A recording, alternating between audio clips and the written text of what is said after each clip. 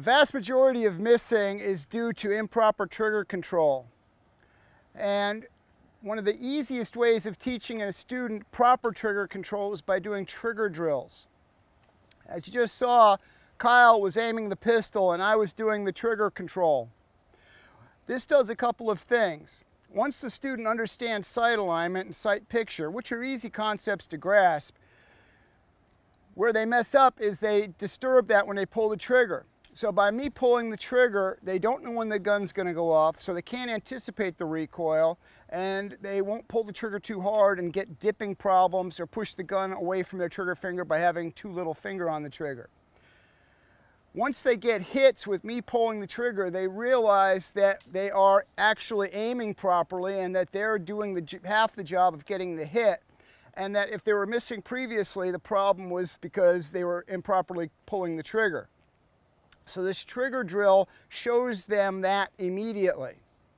Now, to do the trigger drill properly, we need to be careful because I am invading the student's space, and then that can lead to problems. And then the student's thinking about the fact that he's uncomfortable rather than the fact that I'm trying to help him.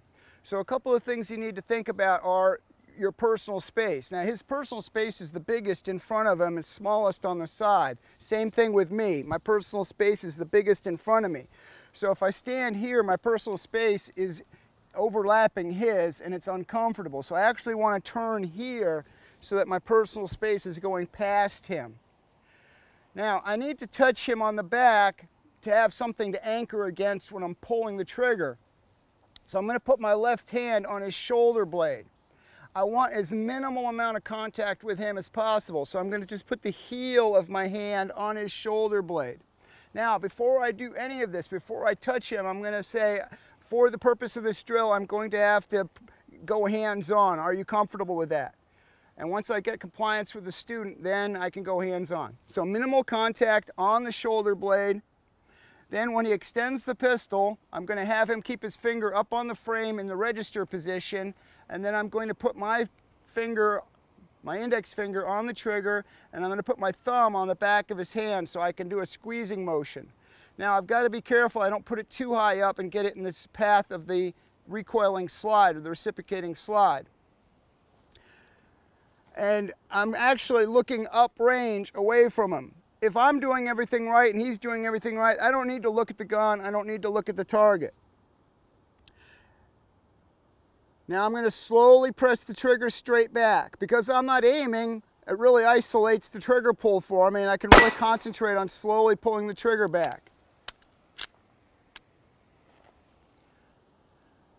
Now at this point I might also tell the student that aiming is a continual process, that you never stop aiming. Come up on target, and that that being an organic functioning being, that you live, you breathe, you respire, you perspire, you're digesting, all of those organic processes are going to mean that the gun is not perfectly straight and solid. It's always going to be moving a little bit. So aiming is a continual process. And I'll actually jiggle the gun a little bit so that they can see that it's something they've got to continually adjust.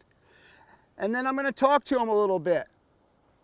All right, so you can see that the gun is always moving a little bit. Aiming is never perfect. You're always just trying to do the best job you can to keep the sights on target while gently the trigger gets pulled. Now, part of the reason for me talking is to tell him what's going on, and the other part is to actually distract him from what's about to happen, because I don't want him to anticipate the recoil.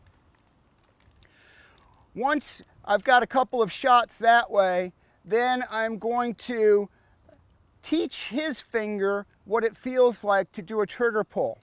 So the next step is for the student to place his finger on the trigger, but not to apply any pressure.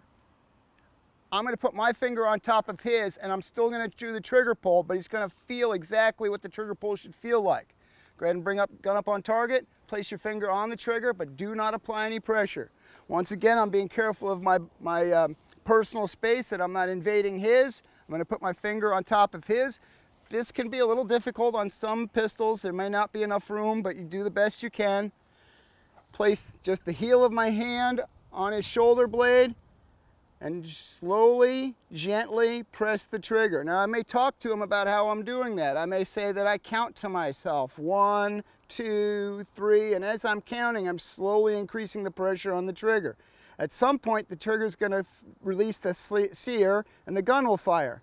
When's that going to happen? I don't know. I don't want to know, because if I don't know when the gun's going to fire, then I can't anticipate it. I can't flinch against it. I can't move the gun in anticipation of the gun recoiling against me.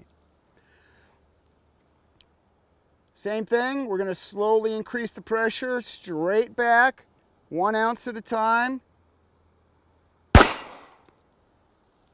Now, once the student understands that, and we may even get a free malfunction clearance drill in there, the last step is for me to test him and see if he understands proper trigger pull. So I'm going to have him come up on target, and I'm going to put my finger on the trigger first. He's going to put his finger on top of mine and then go through the trigger pull. And that allows me to monitor what he's doing.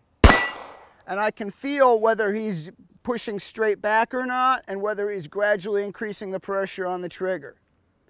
So once again, the steps are for me to pull the trigger without him at all, just all he's doing is aiming, and then for him to put his finger on the trigger and me to press the trigger, and then to finish up, me putting my finger on the trigger, he puts his on top of mine, and I get to monitor to see if he understands the process. That one drill will quickly take care of any problems the student is having in incorrect trigger control. And as I said earlier, the vast majority of missing is caused by improper trigger control. I'm Peter Burlingame of the Self-Defense Initiative. Thanks for watching. Be safe out there.